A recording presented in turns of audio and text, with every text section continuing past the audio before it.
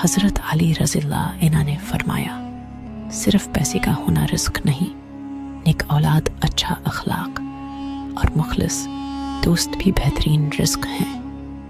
جنت کے منتظر نہ رہو، بلکہ ایسی بن جاؤ کہ جنت تمہاری منتظر ہو۔ جب انسان کی عقل کھل جاتی ہے تو اس کی گفتگو مختصر ہو جاتی ہے۔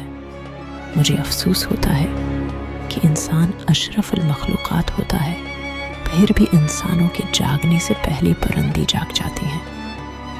جو حق کو چھوڑ کر عزت کا طالبگار ہوتا ہے وہ ذلیل ہو کر رہتا ہے اور حق کے ساتھ دشمنی رکھتا ہے۔